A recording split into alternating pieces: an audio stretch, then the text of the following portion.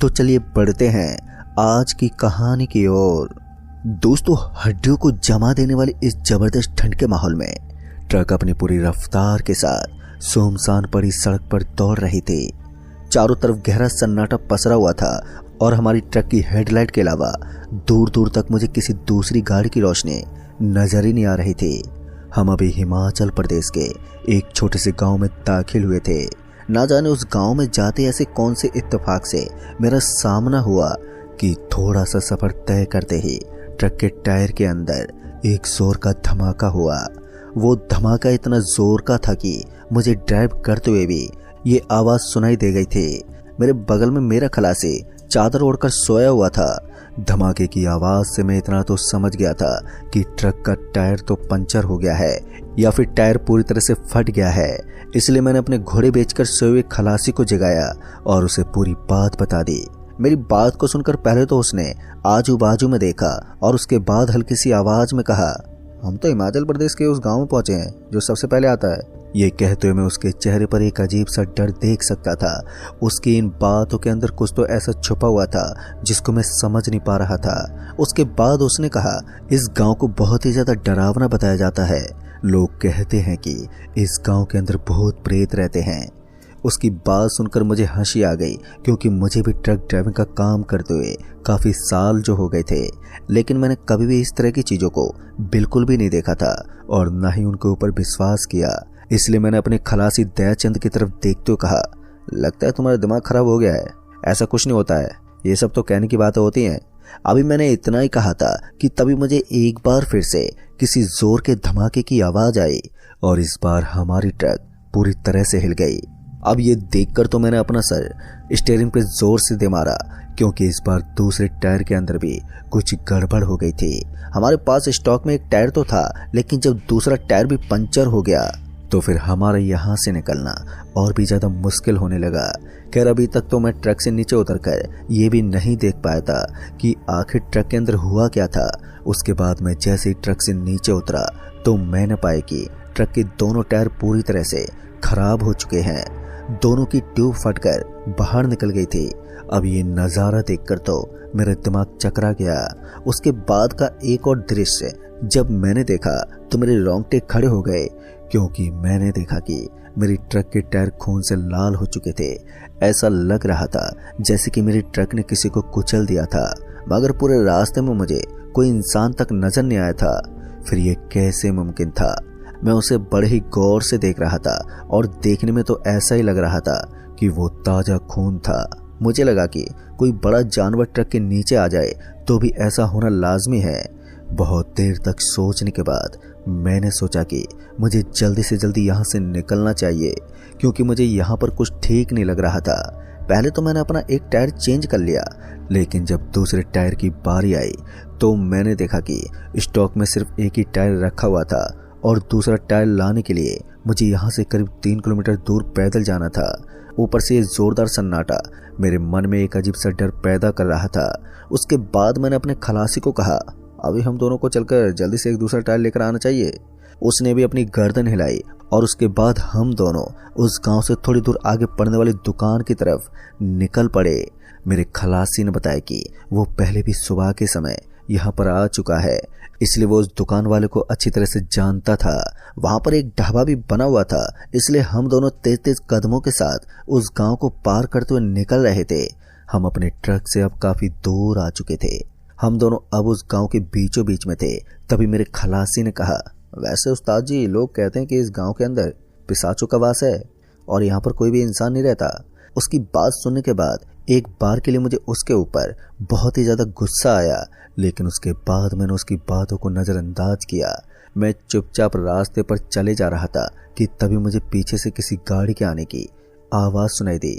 आवाज को सुनते ही जब मैंने पीछे मुड़कर देखा तो पीछे का नजारा देखकर मैं हैरान था, क्योंकि अभी अभी मुझे किसी गाड़ी के चलने की आवाज आई थी, लेकिन अब मुझे वहां पर कोई भी गाड़ी नजर ही नहीं आ रही थी। मैंने एक लंबी सांस ली और उसके बाद जैसे ही वापस से सामने की तरफ पलटा तो मैंने देखा कि अब मेरा खलासी दयाचंद कहीं भी नजर नहीं आ रहा था। उस रास्ते में दूर दूर तक उसका कोई भी नामो निशान नहीं था। दोस्तों ये सब देखकर तो मेरी बॉडी में एक बार के लिए सनसनी सी मच गई। मैंने 3-4 बार अपने आजू बाजू में देखने की कोशिश की, मगर वो कहीं भी मुझे दिखाई नहीं दिया। और तभी एक जोरदार चीख ने मेरे पूरे शरीर को हिलाकर रख दिया। ये चीख किसी और की नहीं बल्कि मेरे ही खलासी दयाचंद की थी। अपने खलासी की उस आवाज से मैं डर गया था। फिर उसके बाद ये आवाज मुझे जिस तरफ से आ रही थी मैंने उसी तरफ भागना शुरू कर दिया। एक लंबी दौड़ लगाने के बाद मैं एक सुनसान भवन के पास पहुंचा। वहां पर मुझे दूर दूर तक कोई भी नजर नहीं आ रहा था, लेकिन मुझे अपने खलासी की आवाज तो यहीं से सुनाई दी थी। मैंने बहुत बार उसे आवाज भी लगाई, लेकिन सामने से उसका कोई जवाब ही नहीं आया। मेरी हालत कुछ इस कदर बिगड़ गई थी कि मैं अपना सर पकड़कर एक बार के लिए वहीं पर बैठ गया। जब मुझे लगा कि अब मैं उसे नहीं ढूंढ पाऊंगा, तभी मुझे फिर से उसके चिल्लाने की आवाज सुनाई दी। अब ये आवाज उस भवन के थोड़े आगे से आ रही थी। मैंने आओ देखा न ताओ और झट से उस भवन से आगे निकला और थोड़ा आगे पहुंचा तो मैंने पाया कि वहां पर पटरी बनी हुई थी। दिखने में वो कोई पुराना सा रेलवे स्टेशन लग रहा था। ऐसा लग रहा था जैसे वहां पर पहले कोई पुराना रेलवे स्टेशन था। फिर उसके बाद मैं उस रेलवे स्टेशन पर चल दिया और वहां पर मुझे कोई बैठा हुआ नजर आ रहा था। दिखने में ये साफ हो गया था कि ये मेरा खलासी ही था। फिर उसके बाद मैं सीधा उसके पास पहुंचा तो मैंने देखा कि उसकी शर्ट फटी हुई थी और उसके कंधे से खून बह रहा था। जैसे उसने मुझे देखा तो उसकी आंखों में आंसू भर आए। वो उठने की कोशिश कर रहा था लेकिन वो उठ नहीं पा रहा था। फिर मैंने उसको हाथ लगाया और जैसे मेरा हाथ उसके हाथ से टकराया तो मुझे एक बहुत ही जोरदार करंट का झटका महसूस हुआ। वो जोरदार करंट का झटका लगते ही मुझे ऐसा महसूस हुआ जैसे कि मैं आसमान से नीचे गिर रहा हूँ और एक पल के लिए मेरी आंखें बंद हो गई। फिर जैसी मेरी आंखें खुली तो मैंने देखा कि इस बार मैं ट्रेन की एक बोगी में बैठा हुआ था और ट्रेन रफ्तार से चल रही थी। मेरा खलासी भी मेरे बगल में ही बैठा हुआ था और उसका चेहरा देखकर पता लगाना बेहद ही आसान था कि वो काफी घबराया हुआ था। मैंने अपने खलासी से कहा, ये सब क्या चल रहा है और मैं यहाँ कैसे पहुंचा? तो उसने बताया कि हम जिस भवन के पास आए थे उस भवन से सीधा इस बोगी के अंदर पहुंच गए, क्योंकि वहां की काली शक्ति अपने मायाजाल में फंसाकर हमें दूसरी दुनिया में धकेल देती है। और ऐसे ही कुछ हमारे साथ भी हुआ। दोस्तों अब हमें किसी भी तरह से इसी ट्रेन की बोगी से निकलकर वापस से उस स्टेशन पर जाना होगा, जहां तक जाने के लिए हमें बहुत ही कठिन सफर तय करना होगा। एक मुसीबत टली नहीं थी कि दूसरी मुसीबत हमारे ऊपर बाधा बनकर खड़ी हो गई थी। मुझे तो समझ में नहीं आ रहा था कि आखिर मुझे क्या करना चाहिए। तभी मैंने देखा कि ट्रेन के अंदर एक आदमी दाखिल हुआ और वो आदमी बिना हमारी तरफ देखे ही हमारे बगल वाली सीट पर जाकर बैठ गया। उस आदमी का ये नेचर मुझे काफी अजीब लग रहा था, क्योंकि या तो वो हमें देखना नहीं चाहता था या फिर हम दोनों उसको दिखाई नहीं दे रहे थे। मेरा खलासी भी बिल्कुल मेरी तरह हैरान था। वो हमारे बगल वाली सीट पर बैठकर कुछ पढ़ने लगा, लेकिन तभी मेरी नज़र उस आदमी के लंबे लंबे नाखूनों पर पड़ी। उनको देखते मैं तो हक्का बक्का रह गया। दरअसल मैंने देखा कि उस आदमी के नाखून खून से सने हुए थे। इतना सब देखकर मैं समझ गया कि ये कोई नॉर्मल इंसान नहीं बल्कि ये भूतों की बस्ती का ही कोई आदमी है। 1-2 बार उसकी तरफ देखने के बाद मैंने अपनी नज़र उसके ऊपर से हटाने ठीक समझा। तभी ट्रेन को एक जोरदार का झटका लगा। झटका लगने की वजह से हम दोनों सीधे सामने वाले पाइप से टकरा गए और उसके साथ ही ट्रेन एकदम से रुक गई। ट्रेन के रुकते वो आदमी नीचे उतर गया और उस आदमी के साथ साथ मैं भी ट्रेन से नीचे उतरा। लेकिन जैसे मैं नीचे उतरा तो मैं न पाया कि नीचे की तरफ मुझे एक बहुत ही वीरान सा स्टेशन दिखाई दे रहा था। उस स्टेशन के ऊपर मुझे कुछ इक्के दुक्के लोग नजर आ रहे थे, लेकिन तभी मेरी नजर एक मूंगफली वाले पर पड़ी। उस मूंगफली वाले को देखते ही मेरे मन में उम्मीद का एक दिया जलने लगा। मैं जल्दी से उसके पास गया और बोला, भाई साहब हम दोनों को यहाँ से निकाल दो। जैसे ही उसने हमारा चेहरा देखा तो फिर वो हमसे नजर हटाकर दूसरी दिशा में चला गया। मुझे समझ में नहीं आ रहा था कि ये लोग हमारे साथ इस तरह का बर्ताव क्यों कर रहे थे, मगर वो कहते हैं ना, जहाँ अंधेरा होता है वहाँ रोशनी भी अपना रूप दिखाई देती है। जैसे कि मैं और मेरा खलासी उस भूतिया रेलवे स्टेशन पर इधर उधर घूम रहे थे कि तभी हम दोनों को पीछे से एक आवाज़ आई, बेटा यहाँ से बचकर भागना इतना आसान नहीं है। अगर यहाँ से जिंदा जाना है तो जैसा मैं कहता हूँ वैसा करना होगा। फिर जैसे हम दोनों ने पीछे पलटकर देखा तो हमने पाया कि हमें पीछे की तरफ एक बहुत ही बुढ़ा आदमी नजर आ रहा था। उसकी उम्र 80 साल के लगभग की थी। उसके चेहरे पर झुर्रियां पड़ी हुई थी और उसके हाथ में एक लकड़ी थी। चलने फिरने में भी उसको काफी दिक्कत पेश आ रही थी। उस आदमी ने हमें इतना आश्वासन दिया तो मैं उस आदमी के पास गया और बोला, लेकिन बाबा आप हमें यहाँ से कैसे निकालोगे? आप तो खुद इस दुनिया के एक हिस्सा हो। ये सुनते ही उसने कहा, मैं भी तुम लोगों की तरह यहाँ पर इसी तरह फंसा था और मेरी मदद करने वाला उस वक्त यहाँ पर कोई नहीं था, जिस वजह से मैंने इस दुनिया में ही दम तोड़ दिया और आज मैं इस दुनिया का एक शैतान बनकर घूमता हूँ। जैसे मुझे एहसास हुआ कि मैं एक शैतान के सामने खड़ा हूँ तो मेरी बॉडी में दौड़ता हुआ खून मानो एक बार के लिए जम सा गया। फिर उसके बाद मैंने थोड़ी हिम्मत जुटाई और कहा, तो क्या आप हमें बता सकते हैं कि हम दोनों यहाँ से जिंदा बचकर कैसे निकले? तो उस आदमी ने बताया कि सबसे पहले तुम लोगों को इस जगह पर किसी से भी ये नहीं पूछना है कि तुम दोनों यहाँ से बचकर कैसे निकले। जैसा कि तुमने उस मूंगफली वाले से पूछा था, वो तो अच्छा था कि उसने तुम्हारी बातों पर ध्यान नहीं दिया, वरना अब तक तुम दोनों लाश बन चुके होते। तुम दोनों को यहाँ से आधा किलोमीटर आगे एक बस स्टैंड पर जाना है। वहीं से एक बस कैपिटल घाट के करीब से गुजरती है, तो तुम दोनों को इसी कैपिटल घाट के बगल में उतर जाना है और वहां से तुम्हें एक गुफा नजर आएगी और उसके अंदर एक रोशनी का एक बड़ा सा दरवाजा नजर आएगा। उसी दरवाजे से होते हुए तुम दोनों को बचकर भागना होगा, पर तुम्हारी एक गलती तुम्हारे शरीर के एक अंग को खराब कर देगी और अगर गलती से भी बस वाले को तुम्हारी हकीकत के बारे में पता चल गया तो फिर वो तुम्हें आग की भट्टी में डाल देंगे। अब ये सुनकर एक बार के लिए हम दोनों बुरी तरह से डर गए थे, लेकिन उसके बाद मैंने सोचा कि अब जो होगा वो देखा जाएगा, हमें तुरंत ही उस बस स्टैंड के लिए निकलना चाहिए। फिर उसके बाद मैं अपने खलासी दयाचंद के साथ तुरंत ही वहां से निकल पड़ा। हम दोनों अब उस बस स्टैंड की तलाश में थे जिसके बारे में उस आदमी ने हमें बताया था। काफी देर तक ढूंढने के बावजूद भी हमें वो बस स्टैंड नहीं मिल पा रहा था। हमें लगा कि शायद उस आदमी ने हमें पागल बना दिया है और हम गलती में किसी दूसरी जगह पर आ गए हैं। अभी मैं यही सब सोच रहा था कि तभी मेरी नजर हेडलाइट की रोशनी पर पड़ी तो मैंने देखा कि वहां पर एक बस खड़ी हुई थी। वो बस सफेद रंग की थी, जैसा कि उस आदमी ने बताया था। दिखने में वो जगह किसी बस स्टैंड की तरह तो नहीं लग रही थी। वो जगह सड़क से थोड़ी बाएं तरफ सटी हुई थी, जिस वजह से वो हमें इतनी देर तक नजर नहीं आई थी। लेकिन फिर भी जहां पर बस रुकती है तो उसे बस स्टैंड ही कहा जाता है। उस बस को देखकर मेरी आंखें चमक आईं। फिर मैंने दयाचंद को अपने साथ लिया और हम दोनों उस बस की तरफ चल पड़े। अब हम दोनों उस बस के जस्ट सामने पहुंच गए थे। जैसे हम उसके सामने पहुंचे तो हमने देखा कि बस के अंदर मुझे पहले से ही काफी लोग बैठे हुए नजर आ रहे थे। ये बात तो पक्की थी कि बस के अंदर बैठे हुए लोगों में सारे के सारे लोग ही पिशाच थे।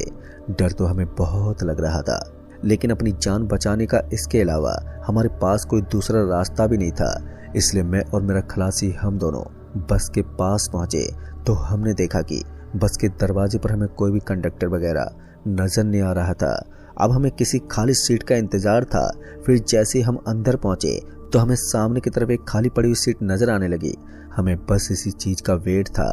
फिर उसके बाद हम दोनों उसी सीट के ऊपर जाकर बैठ गए। हम अपने आजू बाजू में बैठे हुए लोगों को देख पा रहे थे और उन सभी की गर्दनें नीचे की तरफ झुकी हुई थी।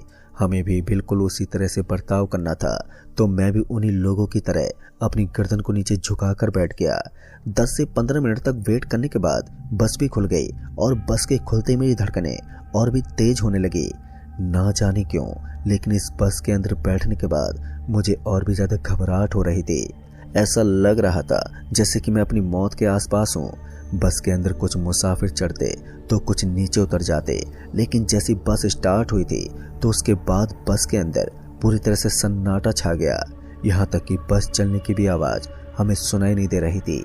और यहाँ पर इस तरह की हरकतें होना एक आम बात थी, क्योंकि मैं अब एक मायावी दुनिया में था जहाँ पर सभी लोगों का शिकार मैं और मेरा खलासी ही थे। हम दोनों की एक गलती और हमारी लाइफ पूरी तरह से खत्म हो सकती थी। फिर इतने में ही बस का जोरदार झटका लगा। झटका लगने के साथ ही मैंने धीरे से विंडो की तरफ देखा तो मुझे वहां पर कोई भी गुफा जैसी चीज नजर ही नहीं आ रही थी। एक बार को तो मैंने सोचा कि मुझे यहीं पर उतर जाना चाहिए, लेकिन फिर मेरे खलासी ने मुझे रोका और उसने बताया कि अभी इतनी जल्दी वो गुफा नहीं आने वाली। दरअसल उस आदमी ने हमें उसके आसपास की चीजें भी बताई थी और वही देखकर हमें नीचे उतरना था, लेकिन यहाँ उनमें से एक भी चीज नहीं थी। फिर उसके बाद हम दोनों ने फिर से अपनी गर्दन को नीचे झुका लिया। हम नहीं चाहते थे कि हमारे साथ इसी बस के अंदर कुछ गड़बड़ हो जाए। अब हम दोनों शांत रहकर आसपास का माहौल महसूस कर रहे थे। हमें एहसास हुआ कि अब बस फिर से खुल चुकी थी और वो रफ्तार से चलने लगी।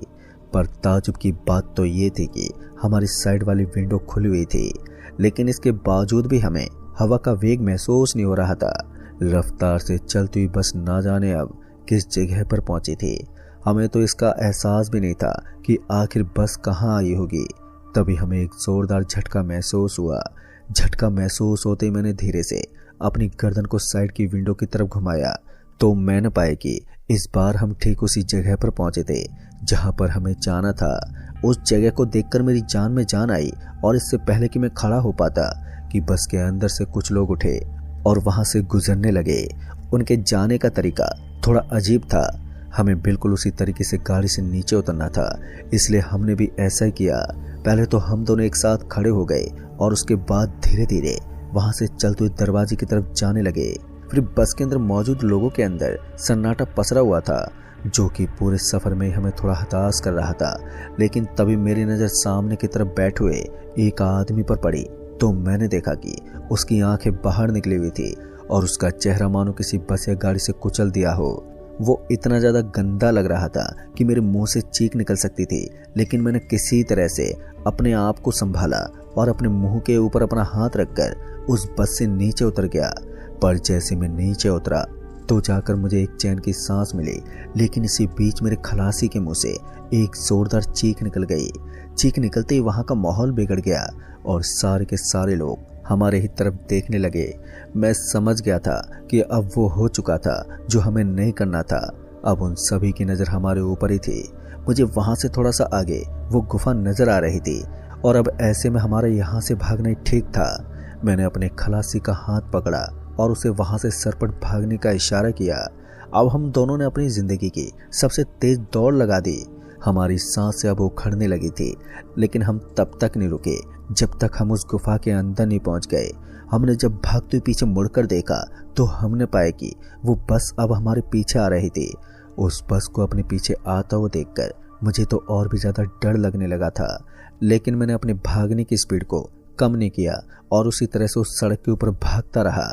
फिर थोड़ी देर के बाद हम उस गुफा के अंदर प्रवेश कर गए और गुफा के अंदर जाते ही हमने देखा कि वहां पर बहुत ही अजीब अजीब से दृश्य थे।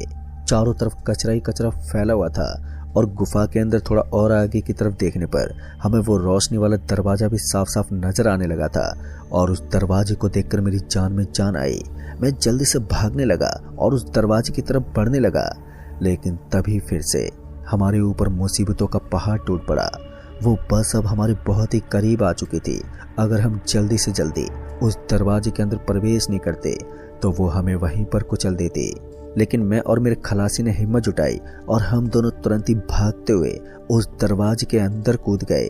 दरवाजे के अंदर आते ही हमें ऐसा लगा जैसे हमारी आंखों के अंदर बहुत ही तेज रोशनी चली गई थी, जिस वजह से हमारी आंखों में जलन होने लगी और फिर मैं अपनी आंख को मसलने लगा। फिर थोड़ी देर के बाद मुझे ऐसा लगा जैसे कि मैं आसमान से गिर रहा हूँ, जैसे कि मुझे पहले महसूस हुआ था। फिर उसके बाद मैंने जैसे धीरे धीरे अपनी आंखें खोली तो सामने का नज़ारा देखकर मेरी खुशी 10 गुना ज़्यादा बढ़ गई। दरअसल मैंने देखा कि मैं अब उसी गांव के अंदर था जहां पर हमारा ट्रक खराब हुआ था और मैं उसी भवन के पास खड़ा था जहां मेरा खलासी मेरे बगल में गिरा हुआ था। उसके शरीर के ऊपर बहुत ही सारी चोटें लगी हुई थी और उसके बाद मैं उसे अपने साथ अपने ट्रक के पास ले गया। जब हम दोनों ट्रक के पास पहुंचे तो एक बार फिर से हम हैरान हो गए। दरअसल हमने देखा कि हमारे ट्रक के दोनों पहिए एकदम सही थे, उनके ऊपर हमें कोई भी खरोंच तक नजर नहीं आ रही थी। अब ये देखकर मुझे तो विश्वास नहीं हुआ, क्योंकि रात को ही दोनों टायर फट गए थे। फिर मुझे एहसास हुआ कि ये सारा मायाजाल उन काली शक्तियों का था और इस वक्त सुबह के 4:30 बज रहे थे और ये एक ऐसा समय था जब उन काली शक्तियों की माया पूरी तरह से खत्म हो जाती है। फिर उसके बाद हम दोनों ट्रक लेकर वहां से निकले और हम एक ढाबे पर रुके। हमने ढाबे पर रुककर उस ढाबे वाले को पूरी बात बताई और हमारी बात को सुनकर उसने बताया कि उस गांव के अंदर आप जिस स्टेशन पर गए थे वो काफ़ी सालों से बंद हो चुका है। उस रेलवे स्टेशन को बंद करने का कारण यही था कि वहाँ पर भूत प्रेत रहते हैं। उस ढाबे वाले ने हमें ये भी बताया कि आप जिस दुनिया की बात कर रहे हो वो इस रेलवे स्टेशन का ही एक पार्ट है, जहाँ पर आप माया जाल में फंस जाते हो और उसके बाद आपको ऐसा लगता है कि आप किसी दूसरी दुनिया में चले गए हो। खैर दोस्तों, क्या सच है और क्या झूठ ये तो मुझे नहीं मालूम, लेकिन उस भयानक हादसे के बाद मेरी जिंदगी पूरी तरह से बदल गई और अब मैं ट्रक ड्राइविंग का काम नहीं करता हूँ, क्योंकि इस काम में मुझे घुटन सी महसूस होती है। ऐसा लगता है कि कभी भी मेरे साथ इस तरह का हादसा दोबारा घट सकता है। तो दोस्तों, इस कहानी में बस इतना ही। कहानी आपको पसंद आई हो तो वीडियो को लाइक शेयर कमेंट जरूर कर दें और साथ ही चैनल पर अगर नए हैं तो चैनल को भी सब्सक्राइब जरूर कर दें। जल्द ही मिलूंगा ऐसी एक और नई कहानी के साथ। तब तक के लिए बाय एंड टेक केयर।